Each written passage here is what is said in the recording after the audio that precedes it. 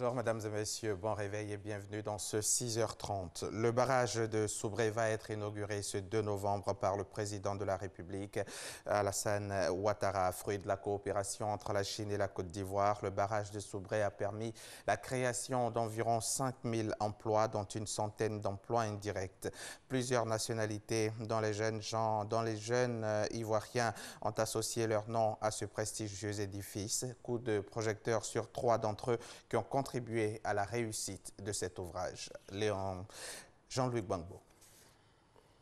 Site provisoire du projet de construction du barrage de Soubré à 3 km du centre-ville. Ce matin, petit briefing entre Maxime, le chef de mission, et 3 de ses collaborateurs. Tu te souviens, non, dans cette zone-là, il y a eu des agressions, ça a été un peu difficile. Maxime, 37 ans, est la cheville ouvrière du projet de construction du barrage de Soubré depuis la pose de la première pierre en 2013. Il en a vécu toutes les étapes. Ça n'a pas été évident.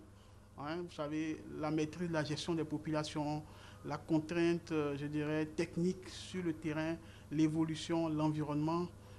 Malgré tous ces blocages, malgré toutes ces difficultés, on a toujours su se mettre au devant avec l'appui de l'État pour que cette œuvre-là devienne réalité aujourd'hui.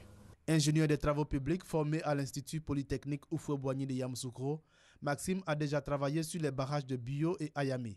Mais Soubré reste incontestablement son plus grand projet. Un challenge qu'il mène avec son équipe d'une quinzaine de personnes. À l'issue de ce transfert de compétences réussi, à travers cet ouvrage réalisé, on peut confirmer que la Côte d'Ivoire dispose d'ingénieurs bien compétents qui sont capables d'assurer la supervision d'un tel ouvrage en tant que tel. Chaque spécialité ici, selon ses compétences, dans son corps de métier, fait tout pour que tout blocage, toute contrainte puisse être levé assez rapidement pour que le chantier avance. Une sorte de Dream Team que Niel Nagnon a intégré en 2015. Formée elle aussi à l'Institut Polytechnique Houphouët-Boigny de Yamoussoukro, Koulibaly Niel Nagnon est l'une des rares femmes à travailler sur le projet du barrage de Soubré. Je suis chargée de superviser tout ce qui est travaux d'évacuation d'énergie. Entendre par évacuation d'énergie, c'est-à-dire tout ce qui est lignes et postes liés au projet Soubré. On prouve encore une fois que la technique et les femmes, c'est compatible. Et je suis vraiment à l'aise dans ce domaine dans lequel je suis sortie technicienne de formation ingénieur. Vu la formation de base, tout s'est bien passé avec l'équipe qui était en charge des travaux. Et voilà, aujourd'hui, ça donne le résultat qu'on a. Chaque jour qu'elle passe sur ce projet est pour cet ingénieur spécialisé en ligne et poste un motif de fierté. Ce projet d'envergure, vu la capacité que ça apporte et vu les ouvrages que ça a nécessité pour la construction, je pense que c'est une très belle expérience pour ma carrière. Je suis très fière en tant que femme d'avoir supervisé ces travaux. Fierté et reconnaissance, ces mêmes sentiments sont partagés par Alphonse Kouadio, employé de la société chinoise Sino Hydro, l'exécutant des travaux de construction du barrage de Soubré. Au début, ce n'était pas facile parce qu'il y avait un problème de langue. Ils parlaient le chinois, bon, quelques-uns parlaient un peu l'anglais. Vraiment, je peux dire que je suis chanceux parce que beaucoup sont venus avec des dossiers. Ils n'ont pas été appelés. Travailler sur un grand projet, ce n'est pas du tout facile. Mais avec le courage, on a pu faire quelque chose. Un jour, je dirais à mes enfants, j'ai participé à la construction du barrage de Soubré. Alphonse est assistant topographe. Diplômé en informatique, il a été formé au métier de topographe par son employeur. Il travaille sur le projet depuis 2013. La connaissance, en tout cas, je l'ai eue ici. Vous voyez là, je vais prendre le niveau au niveau de la route. Les 16 ans d'appareil, c'est très rare de voir ça à l'école. Mais ici, on a à peu près tout ce qui peut permettre à un topographe d'être vraiment un grand topographe. Nous avons ça ici. La société chinoise a formé quelques 34 supérieurs ivoiriens et près de 1000 autres diplômés aux différentes compétences adaptées à la construction du barrage. Comme Alphonse, Niel Nagnon et Maxime, ce sont 2500 jeunes ivoiriens qui ont travaillé sur le projet du barrage de Soubré. Un travail accompli en bonne intelligence avec le partenaire chinois, ce qui a valu au projet d'être largement en avance sur ses délais de réalisation. L'ouvrage devait être livré en 56 mois, il a été en 48 mois. Reportage signé Jean-Louis Gbangbo. La campagne principale du cacao 2017-2018 est ouverte depuis le 1er octobre dernier. Le prix Borchamp est fixé à 700 francs CFA contre 1100 francs en octobre 2016. Une chute due à la baisse des cours mondiaux du cacao est donc peu rémunérateur pour les producteurs malgré le respect de la règle d'or de 60% aux producteurs. Le directeur général adjoint en charge de la commercialisation interne a entrepris une tournée de sensibilisation à Aboisseau et à Bengourou pour contenir d'éventuelles fuites du cacao. Noël Niagno. À Boisseau, la capitale de la région du Sud Komoué. À Bangourou, chef-lieu de la région de l'Indénié-Guablin. Deux capitales régionales stratégiques pour la lutte contre une éventuelle fuite du cacao ivoirien pour raison de différentiel des prix pratiqués en Côte d'Ivoire et au Ghana. Le prix Borchamp que nous avons fixé chez nous, qui est à 700 francs CFA, est en décalage avec le prix qui a été fixé dans le pays voisin qu'est le Ghana. Comme on le voit, le différentiel incite au trafic, surtout que la nature est un facteur incitateur. Moi, ma plantation est à Camp et ma plantation touche la frontière. Il faut donc sensibiliser les producteurs contre cet état de fait, préjudiciable à l'économie ivoirienne. Le cacao pèse 10% du produit intérieur brut, 40% des recettes d'exportation et la Côte d'Ivoire offre à elle seule 40% au marché mondial. Sur 2 jours, Nguessan Kwasi Bernard, directeur général adjoint en charge de la commercialisation interne du café cacao, et ses collaborateurs ont décabossé tout l'environnement de la commercialisation interne. Échangé des heures durant, à chaque étape, avec les producteurs, les dirigeants de coopératives, le corps préfectoral d'Aboisseau d'abord, puis d'Abangourou ensuite, pour s'accorder sur les mesures à arrêter, les stratégies à mettre en place et les engagements à prendre pour contenir le flot qui ternit l'image de marque de ces capitales régionales. Et pourtant, l'année dernière, lors de la petite campagne, nous avons intercepté un camion dont les propriétaires, après enquête, nous ont révélé qu'il venait de Divo. C'est-à-dire que d'autres zones de production traversent même Abidjan et reviennent vers l'est ici, qui a des frontières un peu plus poreuses. S'agissant des mesures prises, il a été décidé de l'interdiction de la remontée des produits d'ici au 31 décembre prochain et la fermeture des magasins des zones frontalières.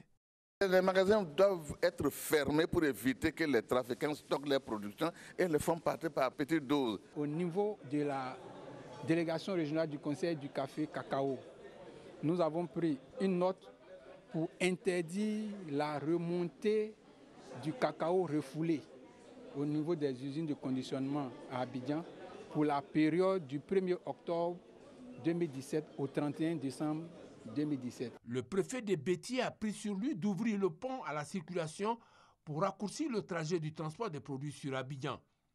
La stratégie, quant à elle, se décline en ceinture impliquant tous les acteurs et les forces de défense et de sécurité des différentes régions. Il y a un premier cordon de sécurité qui est fait par les producteurs à travers les coopératives. Deuxième cordon, ce sont les forces régulières, les forces de défense et de sécurité. Troisième, il y a la douane, qui est pratiquement à la frontière, qui est également un cordon. Maintenant, il y a l'administration, nos agents du Conseil Café Cacao, les agents de l'ANADER, du ministère de l'Agriculture, qui vont nous aider également à être un cordon. Et on leur a dit, vous êtes des civils, si vous avez des informations, vous donnez des informations aux forces de l'ordre pour qu'on puisse les rater. Point culminant des rencontres, les engagements pris par les forces de défense et de sécurité et le corps préfectoral. Au niveau de la douane prendra ses responsabilités.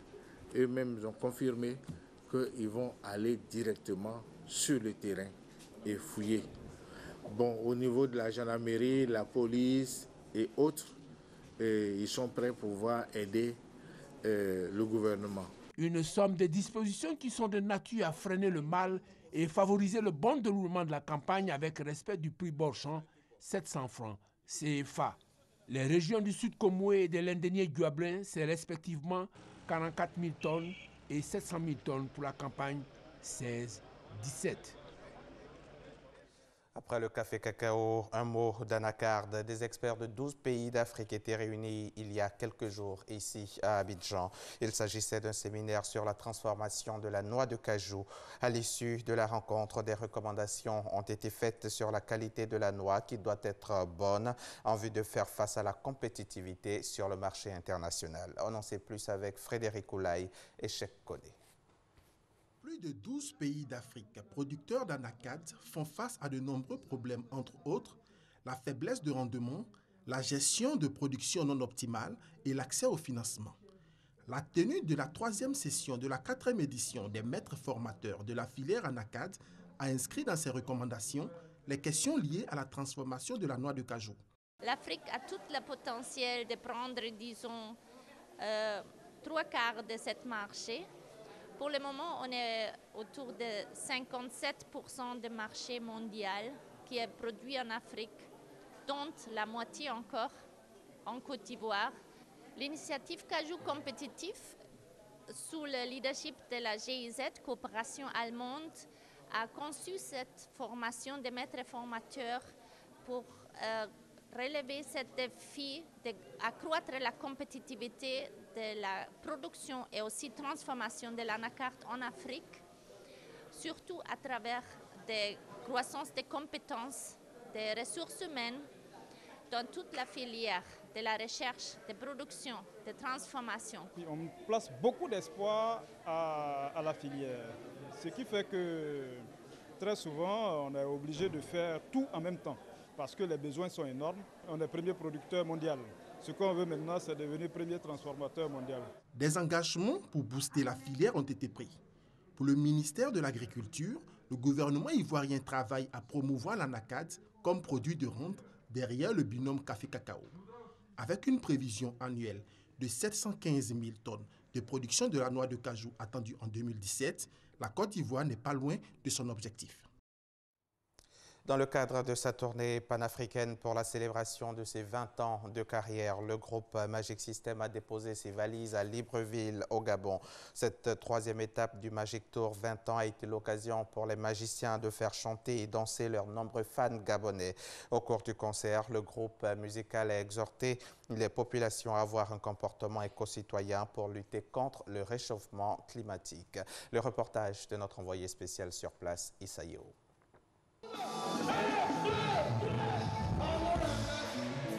La tournée panafricaine du groupe Magic System pour la célébration de ses 20 ans de carrière se poursuit. Après Abidjan et Bamako, les magiciens font une escale à Libreville au Gabon, 15 ans après leur premier passage.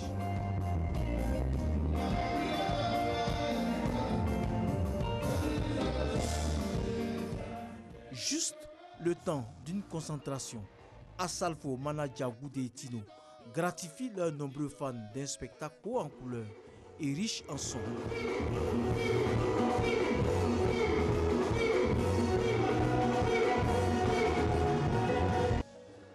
Le public, visiblement heureux, chante en chœur et danse avec ses idoles.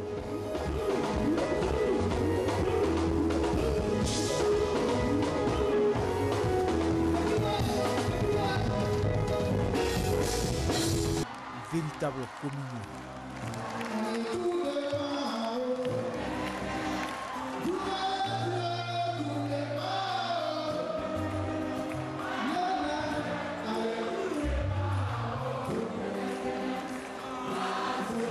Dans cette ambiance, avec un public fou, ça a été une très belle fête. C'est le groupe qui a traversé le temps un peu avant l'année 2000 jusqu'à maintenant. Et donc, c'est un groupe qui est constant. Groupe éco-citoyen, les magiciens font un clin d'œil au réchauffement climatique. Un sujet préoccupant pour la planète. Si nous nous engageons tous, si nous avons des comportements éco-citoyens, il n'y a pas de raison que nous ne luttons pas efficacement contre le réchauffement climatique.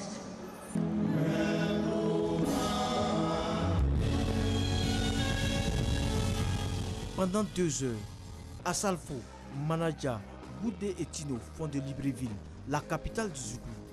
L'étape du Gabon terminée, les magiciens prennent rendez-vous avec le méloman de Conakry en Guinée, les 18 et 19 novembre prochains.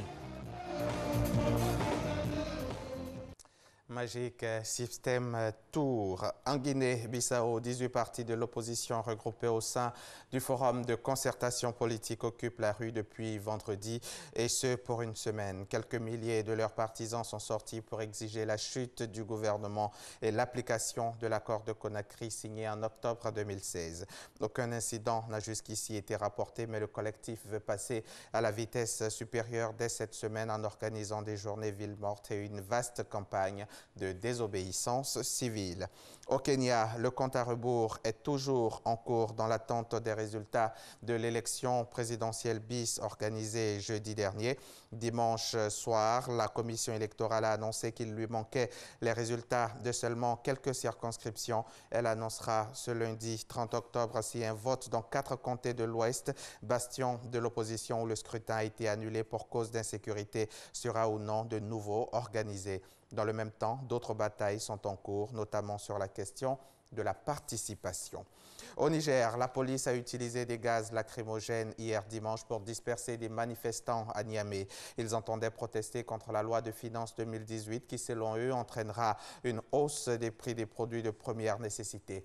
La marche a dégénéré lorsqu'un groupe de manifestants s'est dirigé malgré les interdictions vers la place de la concertation en face du Parlement. Et puis, pour terminer, sachez que Massoud Barzani ne continuera pas à la tête de la région autonome du Kurdistan irakien alors qu'il l'annonçait à la télévision hier soir. Des heures ont éclaté devant le Parlement où étaient discutées toute la journée les mesures à prendre afin de diviser les pouvoirs présidentiels entre le gouvernement, le Parlement et la Cour suprême. Le Kurdistan irakien sombre aujourd'hui dans un chaos interne alors que les politiques eux-mêmes peinent à trouver une manière de travailler ensemble. C'est la fin de ce journal. Merci de l'avoir suivi. Bonne journée sur RTI.